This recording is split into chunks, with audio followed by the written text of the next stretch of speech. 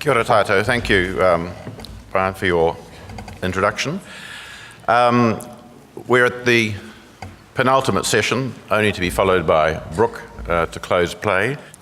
As others have before me, I'd like to acknowledge ministers, the former Prime Minister who has just slipped away to important business, no doubt, for whom I worked in the past. It was a great challenge and inspiration, and also to senior figures in the ministry of the past, former chief executives and managers who certainly had an enormous impact on drawing me into the ministry and then supporting me in my career. And I'd particularly like to mention Graham Hansel, who has arrived this afternoon, who, with Mary, they were in Tokyo when I first arrived, they're graduating. But I think before that, Graham, you may recall interviewing me in the Netherlands once on a very cold winter's day, because I decided I didn't want to join then, but the ministry had different views. The session this afternoon is entitled New Zealand's Relations with Major Powers, Australia, US, China, Japan, and UK, Europe, with a slash in the middle. That's quite interesting. And having heard the very interesting discussions through the day, it seems to me that it's opportune to provide a little bit of focus and emphasis on bilateral relationships. There's been a lot of multilateral and regional and plurilateral talk, but as someone who's only ever served in bilateral posts, and looking at the very distinguished list of speakers we've got here,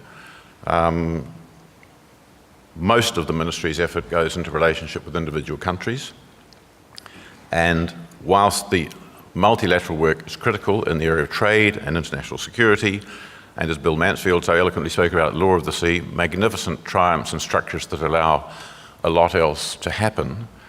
The daily work and challenge for so many diplomats is in fact dealing with the partners in the country to which you are accredited, and here in Wellington. And those relationships, of course, are dynamic. And if we think back to 1943 and the 5 countries that are going to be spoken about today, of course, a country that I came to know very well, Japan, we were at war with Japan. Europe itself was in the midst of a terrible war. And China, in 1943, had not yet undergone its enormously significant revolution. So over the period that the Ministry of Foreign Affairs and Trade has been in existence, there's been an enormous change in the strategic environment within which we live, and particularly in our near neighbourhood, of tectonic proportions, I would suggest. And it would be a very brave person indeed who looked forward for 75 years and said, these are going to be the rules of the game or the shape of the game going forward. One of the great delights of serving in a foreign service is the wonderful change and the possibility of change that you encounter, and then of course there are things that happen. So the speakers that we have who are going to talk about the changes that have to be grappled with are going to pick up on some of the themes that have already been mentioned today so eloquently, about how important the relationships are, understanding well what the other party thinks. I'm reminded of a very good book in which Douglas Hurd spoke about the importance of a diplomat as being a listener first, and then someone who formed a view, and only lastly, somebody who expressed it. And I think that's really important. And while we're on the listening and the eye, ear, and a voice line, could I just make a plug, Brooke and others, for the continued investment by the ministry in learning foreign language capability. You can't use your ears and your voice well if you're not able to speak the local language.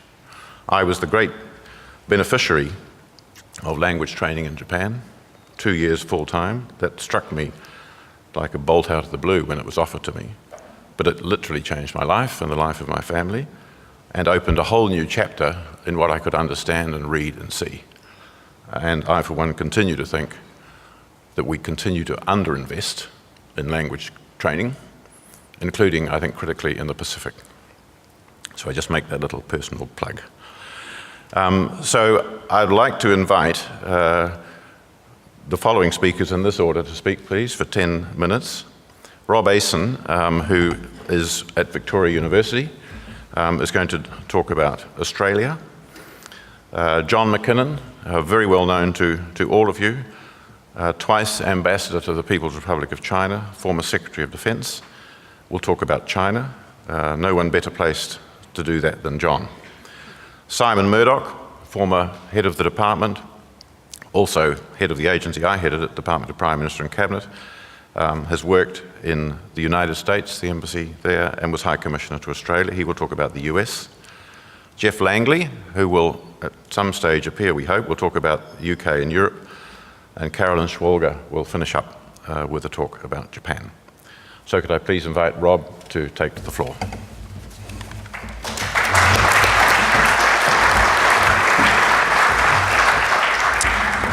Tēnā koutou katoa. It's a great privilege to be here as part of this panel, to be the only non-foreign policy practitioner in the group, and to be asked to speak on New Zealand's most important bilateral relationship, which is Australia. And I can't offer, a lifetime of diplomatic experience, but as an academic, I can offer you some conceptual frameworks, which you'll be very excited about. But I actually have, despite that, my connections to the ministry are actually, I was just thinking about, actually really quite personal, because as a result of one of New Zealand's greatest experience of intelligence failure, I married a MFAT employee. And Catherine was working for the Development Assistance Division, and I was working in my first job for what was then the External Assessments Bureau. And my colleagues, my intelligence colleagues, had no idea that I was going out with someone from upstairs in Stafford House, but her colleagues knew everything. So there it goes. But in fact, when we were asked to think about the people who had gone, who are no longer here, that brought to mind my first boss in EAB, the irreplaceable Mike Green. And that's a reminder too, I think, of the intellectual contribution that many of the people in the ministry have made. Wherever we go as academics in Wellington, we encounter fine minds who are either currently in the ministry, who have served in the ministry, who, whether you go to DPMC or Ministry of Defence, or you go to Asia, New Zealand, or where you work with someone in the New Zealand Institute of International Affairs, or you think about the colleagues we have in the Centre for Strategic Studies, MFAT is there. So that contribution is really quite important. Now, my conceptual frameworks are three, and they are Australia as a partner, as a competitor, and as a facilitator. So firstly, Australia as a partner. Now, if you're asking about the major powers, not many countries would consider Australia as one of the major powers, but New Zealand certainly does.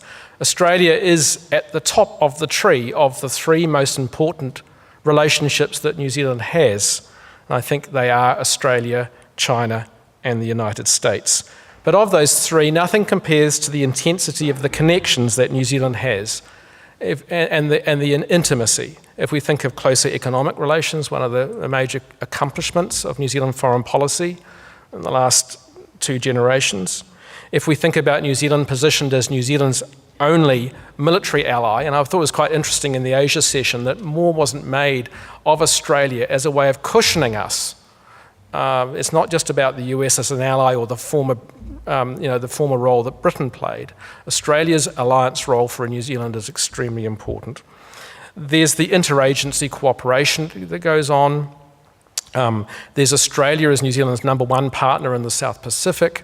The Minister mentioned this, but if you think about the interventions in Solomon Islands and Tonga and Bougainville, a bit further out, slightly outside the South Pacific, specifically Timor-Leste, we think about disaster relief, and then we think about the people-to-people connections. But that intimacy is not automatic. It was never inevitable in terms of New Zealand foreign policy, I don't think. CER and other things, for example, are the result of intense, deliberate efforts. And this relationship requires effort now. And I think it's important to remember when we're thinking about Australia as a partner, that while for Australia, New Zealand is a very close, particularly intimate partner, we're not one of the most significant in big power terms to them.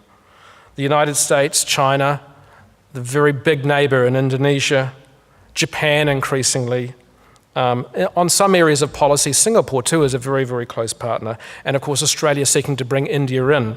And I see the Indo-Pacific thing as much for Australia as talking about its new great power friends, as much as that's what Mr. Rudd was trying to do with the famous Asia-Pacific community as well.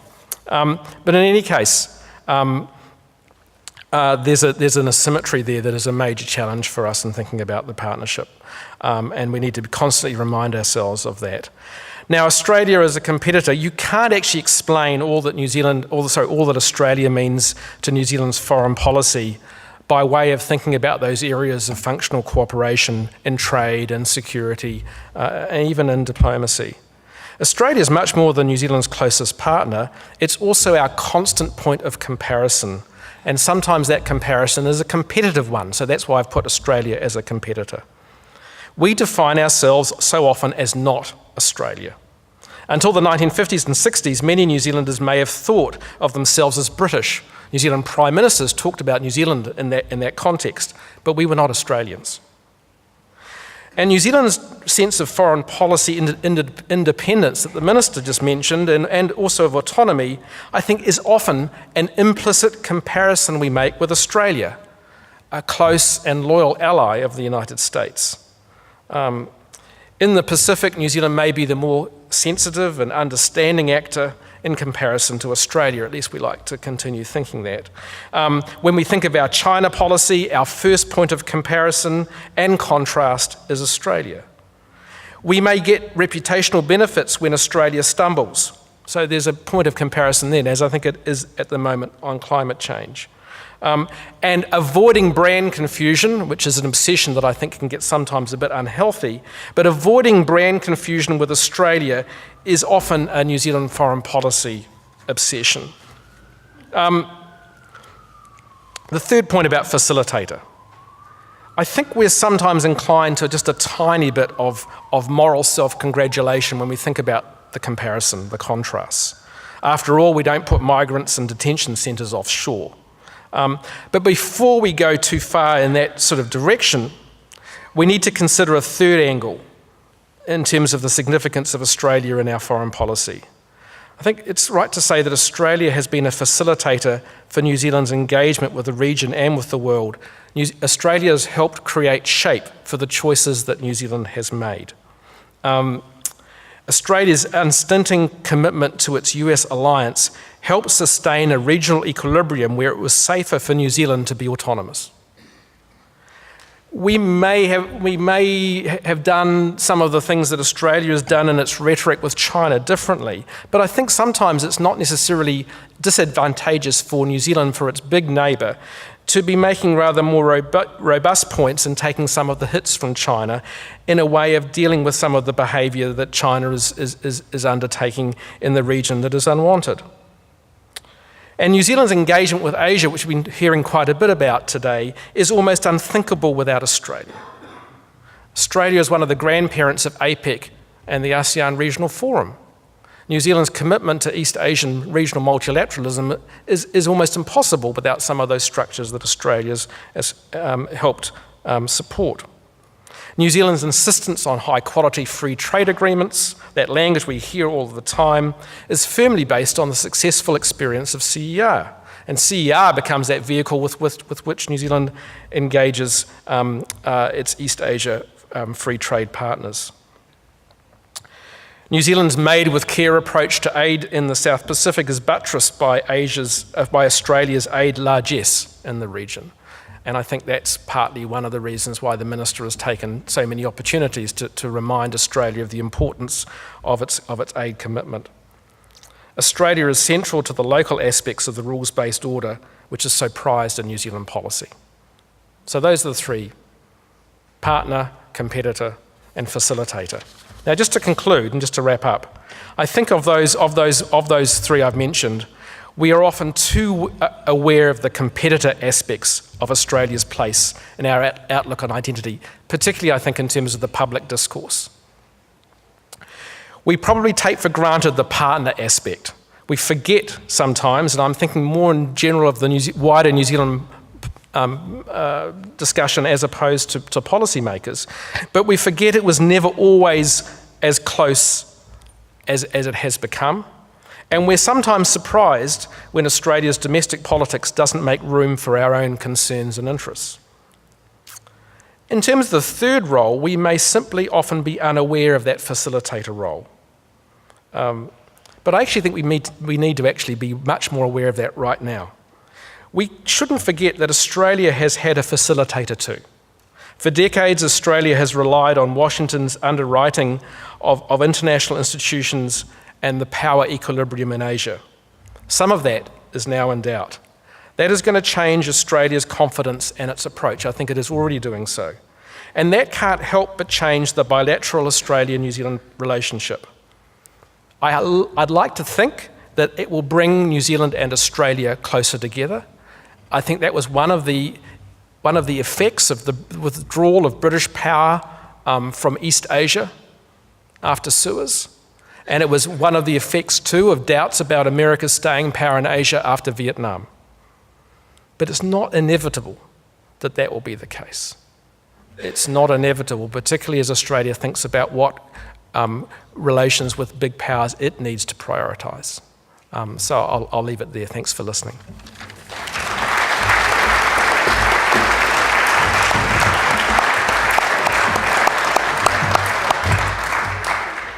Thank you very much, Robert. I think one of the points also that I took from your presentation, although you were talking a lot clearly about the official relationship, the remarkable thing, of course, compared to most other countries of our relationship with Australia, is that so much happens between our countries which has nothing to do with the Ministry of Foreign Affairs and Trade or any other entity of government. People just get on planes and do things. And the richness and diversity of that in the commercial, the social, the cultural, or the media sphere is something that a lot of other countries aspire to with the elements that they put in place to build contacts, but in Australia it just happens. And that in itself sometimes creates challenges at the political level. John, please.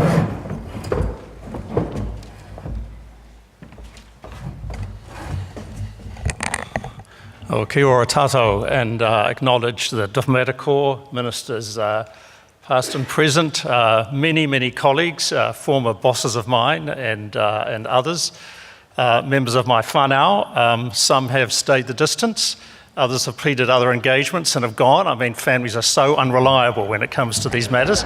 But anyway, whatever, it's an honour for me to be here and to be invited to speak about China. And for those of you who aren't aware of my background, although I think it's printed in the program, I've been 3 times in China for work, and it's been a very large part of my professional life. The other part of my professional life has largely been spent in Australia and America, as well as in this country. So I say that basically I can operate in English-speaking countries and Chinese-speaking countries, but beyond that, it's all a mystery to me. Anyway, on that basis, I'm going to share with you some of my thoughts about New Zealand's relationship with China.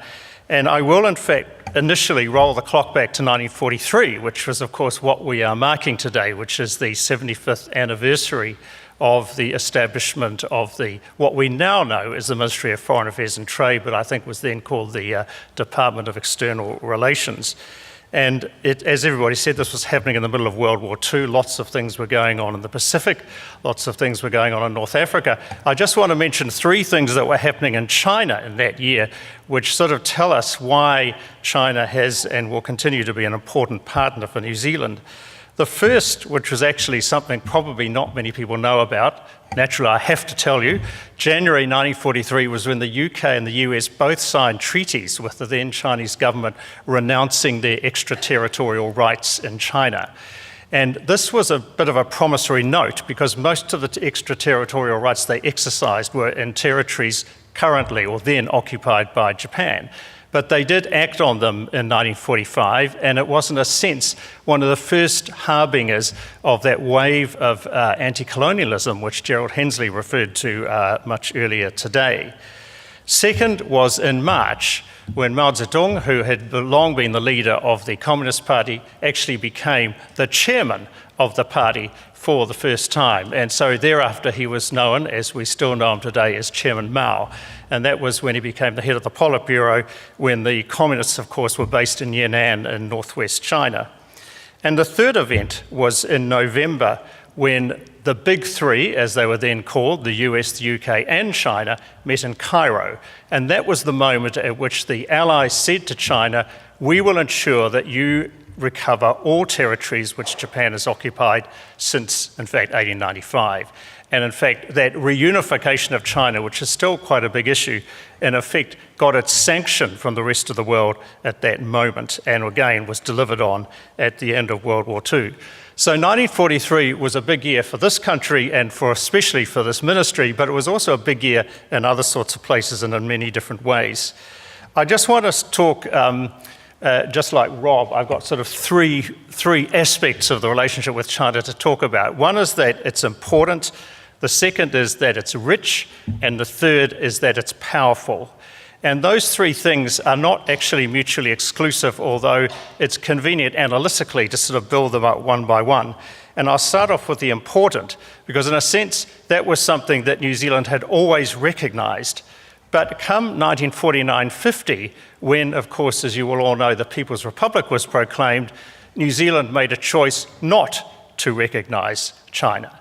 And that was a choice. Now, it may have been a choice which, as some speakers earlier today said, was pretty preordained, given our linkages with the US and other such countries, but it was a choice.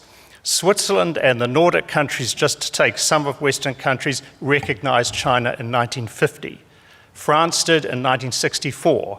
Canada did, and Italy in 1970.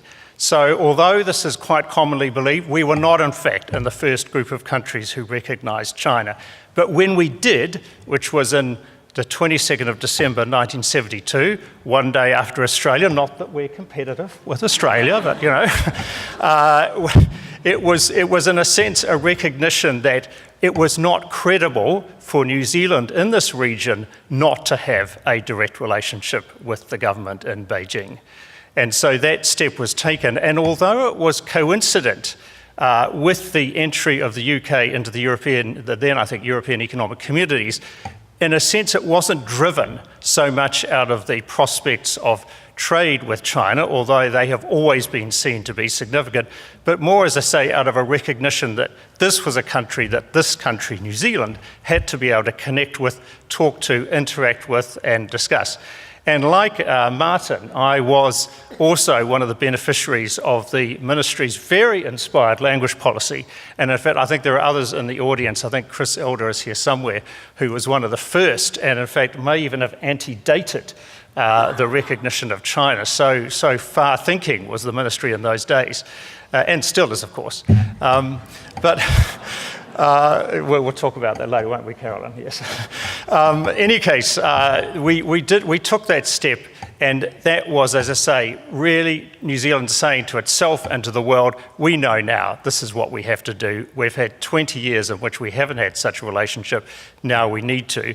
In that 20 years, some interesting things happened, though, but they were things which happened with New Zealanders rather than New Zealand. So, for instance, in 1956, Roger Duff was part of a group which went to China, and thanks to a lot of help from Reweighed, who was a long-standing friend of China, resident in Beijing, he secured a very large collection of art and artefacts for the Canterbury Museum, which can still be seen there. And the following year, Rudolph and Ramai Hayward went to China and made a lot of films there. So there were contacts, but they were obviously a little bit constrained by the government's own position. So the second area I want to talk about was China being a rich country. Now, that was not something that people thought about in the 1950s and 60s or even the 70s, because what China was a very large developing country, and it was generally speaking rather poor. But we know now that when Deng Xiaoping made his third return to power in December 1978, he launched China on the path of reform and opening up, which is the 40th anniversary is being celebrated this year, and in effect embarked China on a process of enriching its population and thereby enriching the world. And for New Zealand, of course, that became very significant. And we heard this morning from former Prime Minister Helen Clarke how the select committee in which she was involved in the 80s launched an inquiry into China, partly because they began to recognise that things were happening there which New Zealand needed to get its head around. And similarly, there was an interdepartmental committee set up, which again was saying, look, this is big, this is important, we in New Zealand need to work out what's going on. And of course, from the moment those policies started to be implemented, China became an attractive place for New Zealand business and for New Zealand traders. And there's all sorts of stories about this. I mean, the worst one, I have to say, is probably the man who back in the 1940s said, if I sell 1 pat of butter to every person in China, I will be rich, and the country will be rich too. Now, he didn't, but actually now dairy products is in fact our single largest export to China. And I was slightly abashed when I heard Natasha talk earlier about saying, you know, we've got to get beyond dairy products out and students and tourists in. Because actually that's a lot of what happens between us and China, and I suspect with many of the other countries represented in front of me today. We do very, very well in China, and China is now, and was in my last time as ambassador there, so 2015 to 2018, either our first or second most important economic and trading partner. When I was there in 2001 and 2004, it was like 4th or 5th. Go back to the 1970s, it's like sort of, you know, in zero land. So some of those changes have occurred because of what's happened in China. Obviously, also the free trade agreement, which we agreed with China in 2008, has been very significant in lifting our performance and our presence there. But critically, it's been about the fact that China now has what we call middle classes, and however you define that, and sometimes it's 200 billion, sometimes it's 300 billion. If you can oscillate between 200 and 300 billion, it suggests it probably doesn't matter too much. In any case, those are the people who are buying infant milk formula, they're sending their children to be educated here, they're travelling here, they consume a lot of other New Zealand goods and services. And that is the significant way in which China as an enriching country has been benefiting this country, but also been benefiting many, many other countries in the world as well. The third one, of course, is China as powerful. And this is the one which I think one could say in a way has started to gain more attention recently than hitherto. And it's worth remembering that when Deng Xiaoping launched on the reform and opening up policy, it was in the end about ensuring that China, to use the phrase which is common both in Japan and China, which is rich country, powerful army, it was about making China strong as well as about enriching it. Because the strength was to ensure that China did not get pushed around as it thought it had been, and indeed had been, in the 100 years between, say, 1840 and 1950, or 100 plus years. And so this is now the product of what has been happening in China over the past 40 years. We have a very powerful country, we have a very influential country, we have a country which participates in many, many international organizations and activities, a country without which it's difficult to see how you can achieve any particular outcome or any particular decision in the world. It's also set up some anxieties. And this is obviously something that we are also having to grapple with in this country. And I just want to mention 3 ways in which I think that the policy process for China is going to be more complex in the years ahead. So that if we can think ahead for the next 75 years, which is impossible because I did a calculation that takes us to 2093, and I doubt anybody in this room is going to be around in 2093, but anyway, there may be a few. In any case, it's very hard to think ahead. But we actually need to be starting to think about some of these things now. Just briefly say what they are. One is that the economic presence and impact of China in New Zealand is much greater than it was when I was in China 10 or 15 years ago. And that's a natural consequence of the fact that we have an open economy, China has an open economy. You naturally are going to have flows going both ways. But it is something, I think, which is now becoming a presence for New Zealand and New Zealanders, and which everybody's still sort of processing. When I was in the Asian New Zealand Foundation, which I was briefly, and I thank the people who gave plaudits to its work, we did surveys, and I think they're still being done, Simon, aren't they? Yeah. Of views of Asia amongst New Zealanders, and if it's about going over there, it's very supportive, but if it's about coming here, it's a little less certain. And while the percentages were still in positive territory, they were much lower than when you were talking about exports. So how the government responds to the fact that people are looking at what's happening and are a little bit more anxious than they used to be is something, I think, which is going to make the policy process a little more complex than it used to be. The second one is that simply China is more powerful, has more military forces, is doing things in ways which sometimes we agree with, sometimes we don't, but in any case, it makes engagement with China a lot more complex than it used to be. So there are issues on which we are never probably going to agree with China, such as in the South China Sea or some aspects of human rights. There'll be other things where we welcome the Chinese voice, such as on climate change or on the multilateral trading system. I was very pleased to see a reference in a Chinese newspaper called the Global Times, which if any of you know China, you will know is not perhaps the most liberal of papers, saying that China's got to avoid being talked into nationalism or conservatism by what is happening in the United States. And certainly from a New Zealand perspective, for China, which is outward looking and engaged with the world, is one which we want to continue to see operating.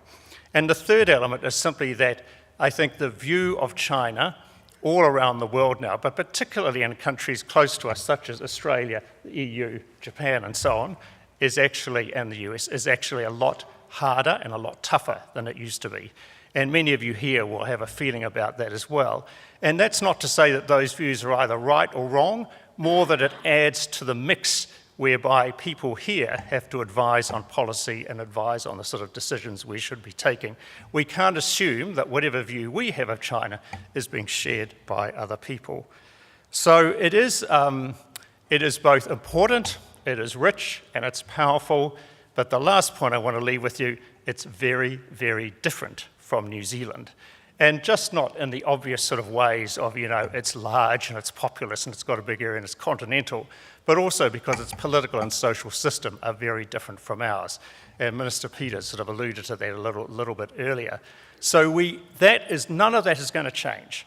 I think China is going to continue to be rich, it's going to continue to be powerful, and it's going to continue to be very different from us. And we have to find ways of managing this important relationship which respects those differences, but also acknowledges that we have a huge stake in a successful and prosperous China. Thank you very much.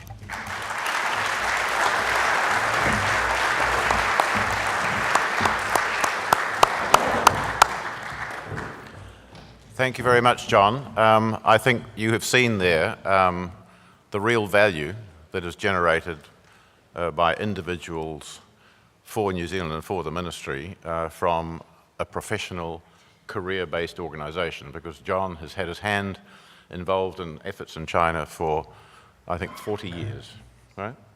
So he knows it well, and he's been a wonderful servant, not only to ministers, but also to his colleagues, and a great mentor. So I think we've seen a demonstration of why a long view in funding and building and creating careers for personnel in a ministry such as this really pays off.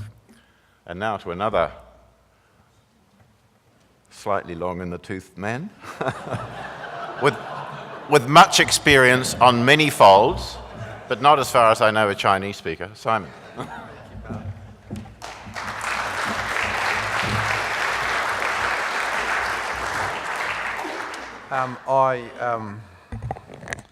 I pay my respects to the mana of this marae and to the tangata whenua. Tēnā koutou katoa. May I greet the men and women of the New Zealand Diplomatic and Consular Service, past and present, and acknowledge all of our former ministers who are here, who have been here during the day. Can I say that when MFAT people talk like this, and goodness knows you don't often get us talking like this in front of a distinguished group of foreign diplomats, or let alone even our own people, what you hear is the word we much more than the word I. And above all else today, I think that's really what I want to celebrate, because diplomacy is the work of many hands over time. It's due in no small part to the work of Bruce Brown, the late Bruce Brown, and Brian Lynch, that an interested reader can follow the course of New Zealand-US relations, the ups and downs of our diplomacy from 1942-43 to the early 2000s, from Peter Fraser to Helen Clarke in terms of political epochs. Two of my mentors, and I had many in MFAT, Malcolm Templeton, gone from us just over a year now, and Gerald Hensley, thank goodness, as you heard this morning, still with us and as acute and eloquent as ever. Have both written extensively diplomatic memoirs about New Zealand-US relations and histories. And both of them understood the search for influence and mutual value that drives the conduct of bilateral relationships. Malcolm had his posting in Washington in 1951 and Gerald in 1969. Both Malcolm and Gerald went on to senior roles in MFAT, DPMC and the Ministry of Defence, and they were present as advisors at critical moments. So from them you get rich insights about the internal politics and the decision points, and you get vivid pictures of the frontline diplomacy recounted with a practitioner's awareness of the diplomatic tradecraft. So I've been rereading both of them in preparation for this, and after several false starts and long pauses in my internal monologue with myself, I realised I couldn't in any way do justice to this the way they could.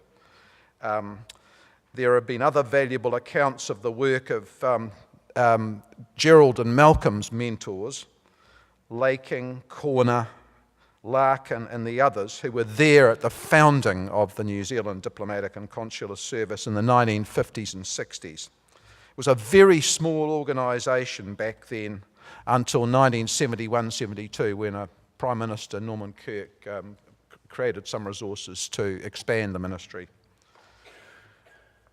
I also thought about a name you've heard today, someone who might be able to update the history, and that would be the late Mike Green, the last MFAT ambassador to be kicked out of anywhere from my recollection, and much missed by all of us, who would have done the US-New Zealand updated history extremely well. But very fortunately, because he's a multi-capable person, John McKinnon is going to tackle that subject. So I think we're all looking forward to that, John. So what I propose to try and do now is not much more than some reflections on all that reading, and looking at Ian McGibbon sitting there. Ian, I hope you'll forgive me if you find that I've borrowed occasionally and perhaps not acknowledging it. In her memorable essay about Carl Berenson, who was one of the very first New Zealand professional diplomats, Anne Trotter remarks ruefully, "It's often the fate of small countries and their representatives to be used by their more powerful allies. To avoid being used, to preserve independence, has been a potent argument for the many critics of the New Zealand-US security and intelligence relationship. Other People's Wars is a title of a book which is the kind of the summation of that kind of criticism. But equally, the status of an ally confers a right to be heard, and hence, if the case can be made, the opportunity of persuading that powerful ally that its interests could be served by accommodating its smaller partner. Any measure of the bilateral diplomacy conducted between February 1951, when Dulles first came to Canberra to meet with Australia and New Zealand to draw up the blueprint for a regional security pact for the Pacific, and 1969, the turn of the Vietnam War, the Sino-Soviet border clashes, the Nixon Doctrine, Kissinger's opening to China, anyone looking at that span of time would conclude that in the United States, the New Zealand diplomats made their cases, used their access, and built their constituency. And I want to say, therefore, that the growing ministry, the small organisation in that 20-odd years, created and nurtured a status and a value for New Zealand and Washington that enabled important national goals to be pursued with either active US support or no US objection or opposition. And I want to go over what those goals were, and they resonate, and you've heard them all today, but just let me try and pull them together for you. What they wanted to accomplish in terms of New Zealand's national goals after the war was to adjust ourselves to a post-imperial order in which the US, not Britain, would be the decisive actor, and by whom New Zealand would need and want to be heard, both in the halls of power in Washington and in the new multilateral institutions. So that was the first thing. Secondly, they wanted to position New Zealand within, and that's an underlined word, within the network of alliances and other security partnerships that the US was creating in the Pacific Basin to sustain its maritime dominance and to contain the USSR and China as continental powers. The third thing they wanted to do was be part of decolonisation and development processes run by the UN, and they wanted to influence how new sovereign states would emerge in Asia, and particularly, as you've heard today, in the South Pacific. Again, they wanted to preserve and, if possible, enhance New Zealand's sovereignty in its maritime periphery, especially the Southern Ocean and Antarctica. And finally, they wanted to ease away from the structural economic confines of the British imperial framework and build a modern mixed economy, develop new markets, find new sources of capital for the nation building that New Zealand was still doing. So those were the things that they wanted to accomplish through the relationship with the United States. And if you want to put a tick beside those things, you'll find that most of them were achieved. To take one example, the spectacular movement towards the Antarctic Treaty over 4 years of negotiation. Each one of those you can put a tick on the box. In regard to the Pax Americana in the Asia Pacific, Australia saw more clearly and sooner than New Zealand that its greatest national risks and opportunities required it to have influence on how political and economic development was going to unfold to its north and to its west, both in continental and maritime East Asia. Ensuring US engagement in regional security was, and still is today, a driver of a sense of mutual value between Australia and the United States. We recently heard Alan Gingell talking about fear of abandonment by a powerful protector as being an enduring motif of Australian foreign policy. For New Zealand, however, with its different war experience from Australia and its inherited island territories and dependencies, the South Pacific was a more tangible priority. But part of the price of having the Southwest Pacific under a US security umbrella was for New Zealand to support a common Western resolve about the nature of political and economic development in wider East Asia. The need to deter and contain the USSR and China was, at that time, largely uncontested in our domestic politics, as much in Wellington, Canberra, as in Washington. During this period, the processes of decolonisation and development in East Asia gathered momentum, with bilateral, multilateral development organisations underwritten financially by the US and its allies playing a major role. Gradually, after Vietnam, a new regional political and economic order began to take shape institutionally in wider East Asia, based on ideas of the rule of law, interstate amity, cross-border economic collaboration, and outward-lookingness. It created a level of stability much valued by all. And today, with all the apprehension about the rise of China, it's this same order, based on norms of interstate conduct and the primacy of international law, that is seen to be at risk in the Asia-Pacific region by many of those same countries. Our 30-year shift towards an Asia-focused trade and economic strategy, and I look to Richard Nottage as one of the pioneers of that, in its accomplishment for which the ministry could claim a lot more credit than it's ever sought, was underwritten by this very stability, the Pax Americana, which was the stability was enabled by the US actions as the strategic enabler. Today, we've got a much more obvious stake in the regional order. I sometimes wonder if, as a country, and especially in my generation, the baby boomers, for whom Vietnam was emblematic of a much wider set of rejection of orthodoxies, we lost faith. Certainly, I think we lost a bit of perspective.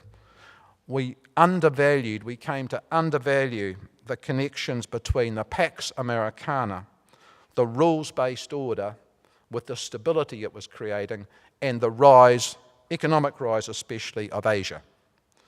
And right now, of course, I wonder what's going to happen to the stability and the order itself when the US itself seems to be questioning the worth of its own historic commitment to these great achievements. How long have I got? Okay, thank you. The part of the US-New Zealand story that preoccupied me most as a diplomat concerned the 1980s and the fallout over nuclear issues and the obligations of the ANZUS alliance. I'm well aware that inside this room and outside there are many points of view and differences of perception about this issue.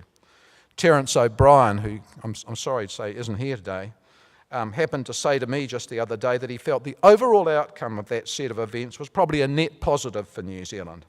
It's a kind of a necessary evolutionary moment on the path to an adult international personality, less constrained in our overall international posture and behaviour by a very close alignment with the US. That had led to us being more able to manage globalisation and its geopolitical and geoeconomic pressures more sustainably. So I don't quite belong to that school of thought, as you can tell from my preceding remarks. We all know that a foreign ministry actually isn't just an eye and ear and a voice. It's a brain. Its job is to think, and to think both strategically and tactically about how a country can make its way in the great out there. It has to be constantly calculating whether the things that the government wants other states to do for New Zealand or not do to New Zealand are going to be deliverable. And that calculation that the Foreign Ministry does has got two parts. There's a qualitative element, your standing or status in the eyes of the decision makers in the other country. How do they really feel about us? And that's an amalgam of their interests, their perceptions, and their accumulated impressions of your country. It's got a political and a bureaucratic and a public awareness, public image element to it, all intertwined. It's a kind of a Rubik's Cube. And in most foreign ministries, the director of the director of the Office of US Affairs, the ambassador in Washington, and the deputy secretary are rolling this Rubik's Cube around the whole time, trying to assess, in effect, how this other state feels about you and your interests. So that's the qualitative bit. How do they feel about us? The second bit is more quantitative or transactional. How are they thinking about the issue, the business at hand? An Australian colleague once said to me that bilateral relationships should be treated like sacks of capital. You need to pick them up and weigh them, feel their weight regularly. Be careful in case what you think they weigh is different from what the other party thinks they weigh. They can lose weight, sometimes when the capital spent hasn't been replaced or no longer has the value it once did. What happens is that your value proposition has deteriorated. And when the issue arises, you can find that your wish to have the other side accommodate you and your interest runs into trouble. You don't get to yes, you possibly don't even get to maybe. So a professional foreign ministry knows how to create capital, what deeds, what words, what positions taken or not taken can increase the weight New Zealand carries on the scales of this sort of cost-benefit analysis. So it's kind of know thyself for a professional diplomatic services, many people have said today, but it's know the other. And the point being made by Maarten just about what kind of knowledge of the other you get when you spend 3 years learning a foreign language and then go and spend 2 postings or 2.5 postings in another country. You get depth of expertise. Your knowledge of the other is quite deep. So that's really where I basically want to finish. The other half of the story of NZ-US relations is actually a story about the restoration of capital and a value proposition after the floor fell out from under our security relationship with the United States for the best part of 15 years. And the ministry, as Helen Clarke indicated in her remarks this morning, worked extremely closely with the Prime Minister to bring about a situation where the United States picked up our bag and reweighed it. And of course it had Afghanistan and Vietnam and our contributions to the Asia-Pacific economic integration. Previously, when they picked up and weighed it, there wasn't anything in there that they could feel because the port access issue was all they were trying to feel. So the nature of the diplomacy was to get our value proposition reweighed. And that's a big story, and I'm hoping John's going to tell it in a bit more detail when he writes the book. But thank you very much for hearing me out, and I just want to finish by saying that, as you've heard today, those 5 or 6 points that were the essential national interests of the founders of MFAT, I think in almost every thing I've heard said today, they really haven't changed that much. They may have advanced forward, but the underlying nature of what they are is still the same. So, kia ora tātou, thank you.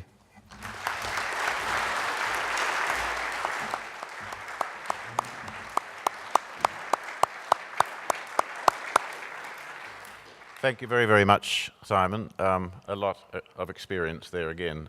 Your very apt point about the need to have a brain instead, in addition to an eye, an ear, and a voice, reminds me of the instruction that I was given by one R.F. Nottage when I went to Tokyo to be ambassador, and he said, "What we want from you is good judgment on every occasion." So that's the test. Jeff, good that you could join us. Please come and tell us about the UK and Europe.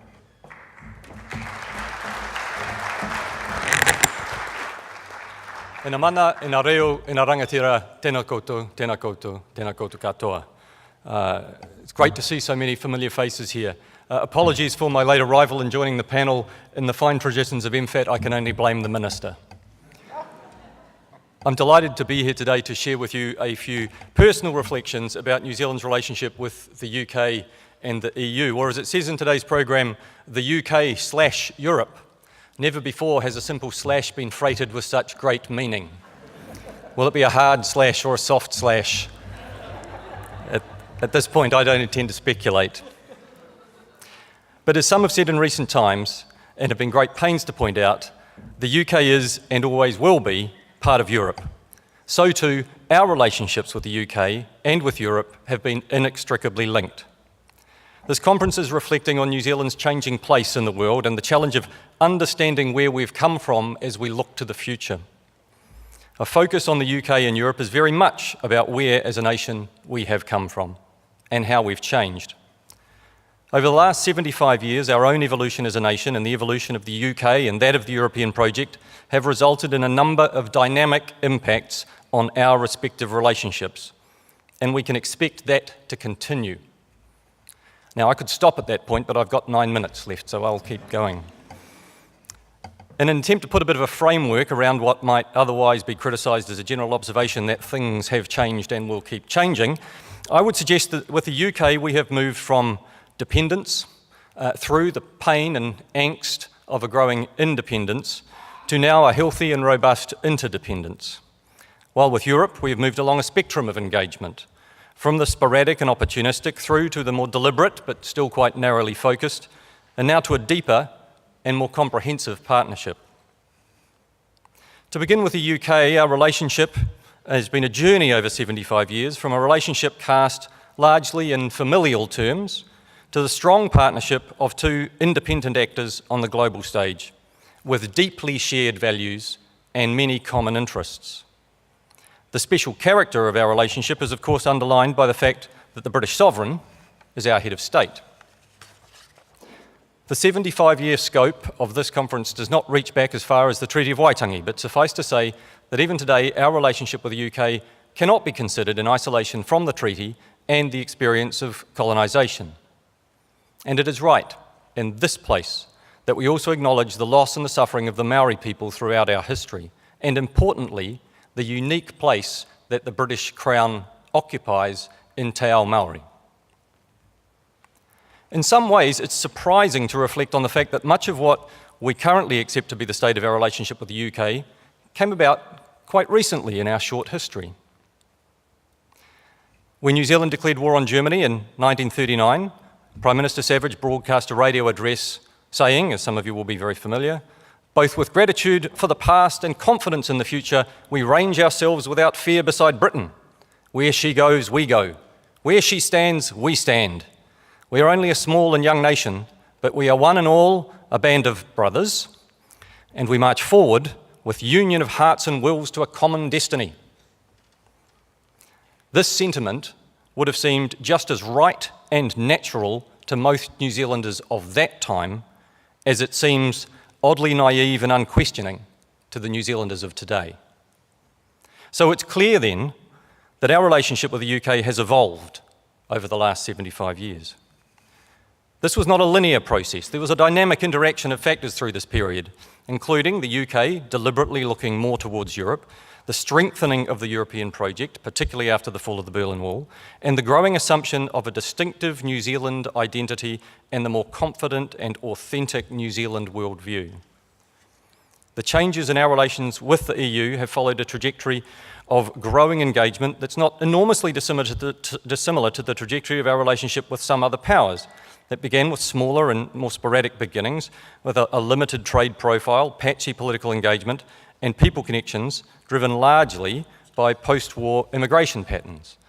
Our modern relationship with the EU has been largely conceived of in trading terms, while many varied and different relationships with the member states have been about policy, people, and politics. But as the Union has evolved and assumed greater competence and wider responsibilities, so too has our relationship with both the Union and the member states become broader and more complex. To illustrate these changes in both relationships, I'd just like to touch briefly on a few areas across the economic, people and political dimensions. In the economic area, the UK's decision to join the common market in the early 1970s caused shockwaves. There was a fundamental change to the rules under which we would access a market that up to that point had taken more than half of our total export trade. The UK's decision to exit the European Union will also be unsettling, but nowhere near as shocking, at least for us. Around 13% of our trade is with the EU and about a quarter of that is with the UK. We expect those overall figures to remain largely unaffected by Brexit, and we're working with both the EU and the UK partners to ensure that the mechanisms they establish between them are understood and can be navigated by our businesses. The history of our trading relations with the EU has been one of at times difficult disagreements and challenging access negotiations, but ultimately also one of business and economic success. It has taught us that even from our closest friends, we cannot count on special treatment. Gains have been hard fought and won, and those that are enshrined in legal commitments will not be easily set aside.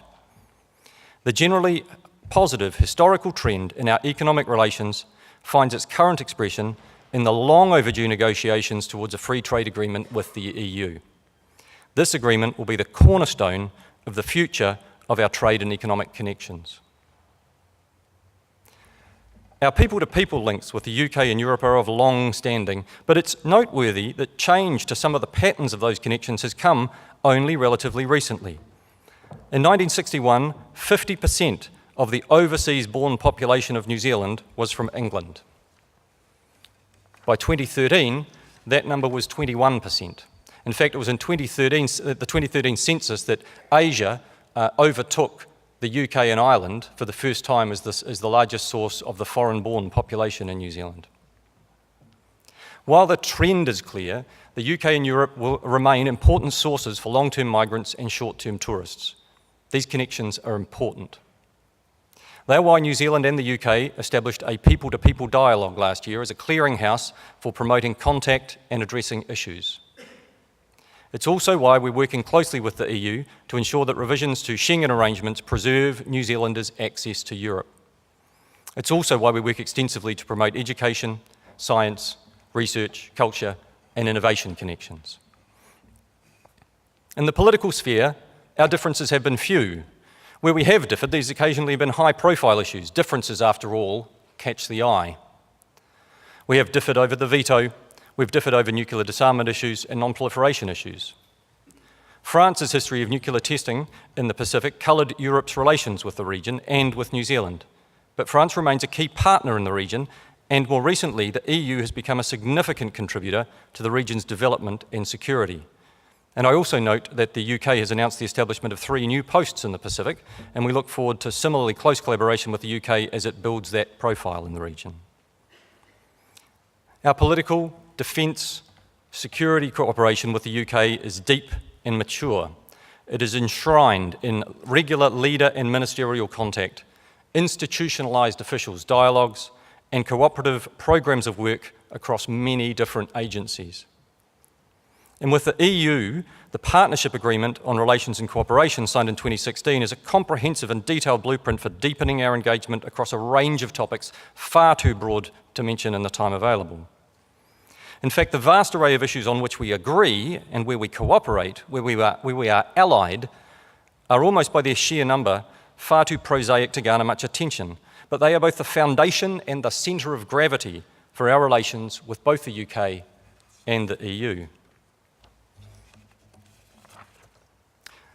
In conclusion, I'd just like to say that our relations with the UK and with Europe are not a zero-sum game. The success of one does not come at the expense of the other. We will continue to build a strong and robust relationship with both, based on the values we share. The Western parliamentary tradition, universal franchise, a deep belief in human rights, freedom of expression in all its senses, elimination of discrimination, upholding the value of respect and tolerance in the rule of law. These are the values that we see enshrined in the best of the multilateral rules-based order. They are not as immutable as we might like to think. They can be, and in some places are, under threat, but they remain at the core of our relationships with the UK and the EU. We will both reflect and protect these values by underpinning our relationships with formal structures, agreements, arrangements, and the practice of regular engagement. Drawing from the past, we will also build on the social, cultural, education, and other connections between our peoples. We will reinforce our economic ties and our political cooperation. This will not always be easy, and we will not always agree. There will be times when we will demand special treatment, justified by our special history, and we will expect complete understanding when we act independently and our interests diverge. There should be no surprise in this because we know it is what we will see from our partners too. But looking to the future, we will still find that our agreements will outweigh our differences, and the core of our common values will endure. It is on the foundation of these core values that we will build a vibrant and vital future. Tēnā koutou katoa. Thank you.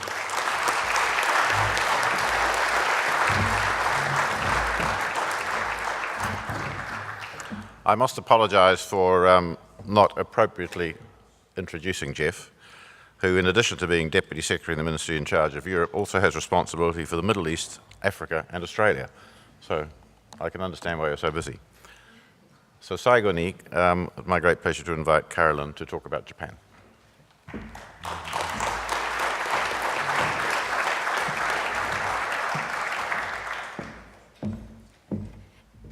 Tēnā koutou katoa, minasama, konnichiwa. The session that we had earlier this afternoon, which looked at New Zealand's Asian story, I think has really set the scene quite well for our consideration now of our relationship with Japan. I was really intrigued in particular around the discussion that we had and the participants had around why New Zealand feels such an affinity with Asia. And I feel compelled to share with you what Simon Draper leaned over and said to me during that discussion, which was to point out that the Asia New Zealand Foundation research tells us that of all the countries in Asia, the country that New Zealanders feel most warmly towards is Japan. So, why is that? Well, in some ways, it may well be because we share similarities. We're both temperate island nations on the volcanic Pacific Rim, and New Zealand is about the same size as Japan, minus the northern island of Hokkaido. And certainly, we both share deep connections with nature. But these similarities are somewhat superficial and probably deceptive. Japan can trace human civilization back 30,000 years and was literate from the 7th century. New Zealand, as we know, was the last significant land mass settled by humans. European explorers' influence in both Japan and New Zealand was limited until the 19th century. In Japan's case, because of the exclusionist policies of the Tokugawa regime. Eventually, Japan was opened by the US and Europe not long after Aotearoa became a British colony. By the 1890s, Japan had managed, by and large, to regain diplomatic equality. In contrast, as we've heard from the Minister and others today, New Zealand still at this stage did not yet have an independent international status. During this period of our histories, New Zealand and Japan had little awareness of each other. Our first foray into state-to-state exchange came in 1928, when New Zealand concluded a commerce treaty with Japan, the very first of such type of arrangements outside of the British Commonwealth. New Zealand's active policy of discouraging immigration from countries like Japan and Japan's own resistance to immigration meant that only handfuls of New Zealanders and Japanese could be found in each other's countries before 1945. Whatever fledgling relationship we did have came to an abrupt end with the events of Pearl Harbor and the US and Commonwealth countries' declaration of war on Japan. Prisoners of war, civil internees, and occupying forces would leave markers on our relationship for a short passage of time. Formal bilateral relations were established in 1952, following the enactment of the San Francisco Peace Treaty. The New Zealand legation was opened in May that year, and the Japanese legation in Wellington was opened the following year. Both were upgraded to embassies in 1958, and our current embassy in Kamiyamacho was purchased and developed in the late 1960s. Our early diplomatic relations were given a boost by reciprocal prime ministerial level visits in 1956 and 1957, and historians tell me that this was New Zealand's first ever prime ministerial visit to an Asian country. The 1964 Tokyo Olympics, which marked Japan's real return to the international community of nations, also added momentum to our engagement. New Zealand's commercial ties began to grow in the 1970s. However, it was not until the 1980s, when Japan actively expanded its links with New Zealand as part of Koksaika, its internationalisation process, that we witnessed a real upturn. I was a beneficiary of Japan's desire to reach out to the world. I had the fortune to spend my sixth form year in 1987 in a small rural town in Kyushu, arriving with almost no Japanese to a host family who had almost no English, but who were enjoying the huge spoils of Japan's economic transformation. Was truly an eye-opening experience. It was apparent to me then, even as a teenager, the great asymmetry that existed in our relationship. While Japan was already occupying a top 5 place in New Zealand's major partnerships, The same was not, and still is not, how Japan views New Zealand. Don't get me wrong, Japanese people are fond of us. Many Japanese consider New Zealand a utopia, and certainly they know a lot about us. But in reality, for most of the ministry's 75-year history, Japan's focus has been on its core relationships, the US and Europe, and its near neighbourhood, China and the Koreas.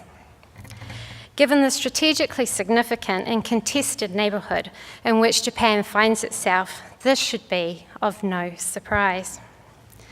So true was Malcolm McKinnon's observation some years ago now that while New Zealand and Japan are physically situated north and south of each other, the prevailing axis of our relationship is east to west. I feel truly humbled today to speak on Japan in the presence of extraordinary ministry leaders and kaumātua who have worked on Japan, Graham, Richard, Maarten, John and others.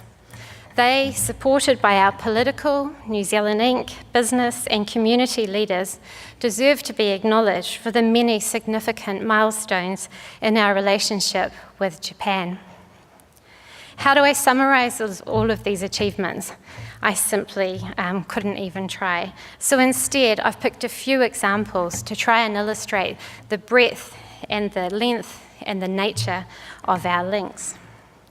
Firstly, I've picked the 1960s investment by Sumitomo in the Tiwai aluminium smelter and the extensive Japanese investments in the New Zealand forestry and fisheries sectors. These illustrate the quality and the long-term nature of our economic and trade relationship. Secondly, New Zealand's participation in the 1970 Japan World Expo and the 2005 Aichi Expo. These serve to showcase our growing links. In particular, the 1970 Expo, it represented the first time that large numbers of the Japanese public got to get a glimpse of New Zealand, tasted our kiwi fruit and ice cream, and experienced waiata and kapahaka. Thirdly, the establishment of direct air links in 1980 and the proliferation of sister city arrangements. And these are not all between the large cities, as you might expect, even provincial areas and provincial towns, such as that between Beppu and Rotorua, mai tūranga waiwai. The 1980s also saw the beginning of large-scale tourism, education, and cultural exchanges, and Japanese became the most widely taught language in New Zealand schools. So I would argue that Japan was our first big Asian relationship. With Japan, we learned how to deal with Asia, and that relationship became a blueprint which we subsequently applied to other countries in the region, albeit with some amendments. And I'd also like to highlight the more recent Obayashi Tuaropaki geothermal energy and hydrogen production MOU. The MOU, along with the long-standing Nisui Sea Lords arrangement, are examples of the important role that Japan has played in the growth of the Maori economy. Of course, there have been stumbles along the way. I know this because I've worked on some of them. Whaling, fishing, agricultural trade access, and the tragic loss of Japanese lives in the Christchurch earthquake are but some of the challenges that we, as a foreign ministry, have successfully helped navigate over the years. Frankly, the early to mid-2000s, when I served in Tokyo, was a frustrating time to be a New Zealand diplomat.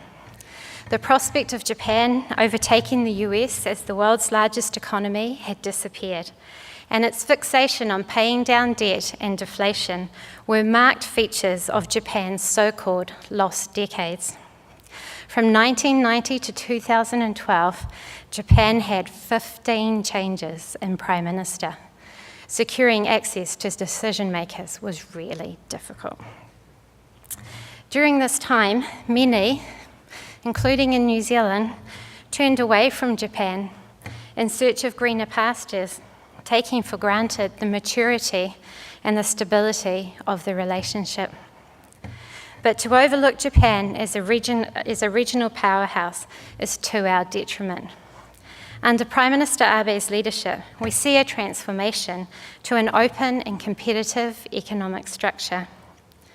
We see increased leadership in Tokyo on issues of importance to New Zealand, such as open plurilateralism and open markets. Japan's role in CPTPP has helped hold New Zealand commercial and political interest in Japan in the face of attractive opportunities elsewhere. But even before CPTPP, New Zealand was the beneficiary of regional initiatives in which Japan played a leadership role, such as APEC, EAS, and RCEP. Japan's shared commitment to democratic principles, its active participation in international institutions, from the UN to the Antarctic Treaty System, and its belief in the rule of law are places we find ourselves much on the same page.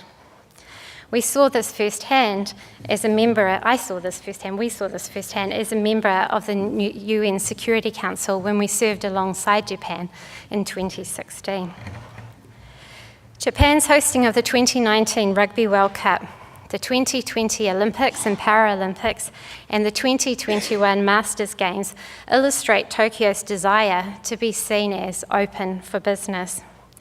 Japan is making no secret of its search for partners to uphold the rules-based international order, particularly in the Indo-Pacific, as Ben pointed out, the nomenclature that Japan uses to refer to our wider neighbourhood.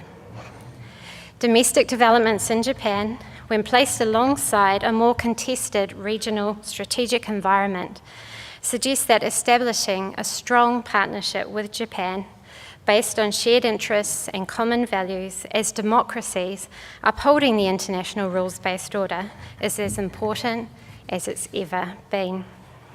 So this is how I see the history of our relationship with Japan, our first significant relationship in Asia. It's a relationship marked by affinity, asymmetry, maturity, and diversity. But perhaps most importantly, it's a relationship yet fully realised. And for that reason, we should be filled with optimism and with ambition. Yoroshiku onegai shimasu.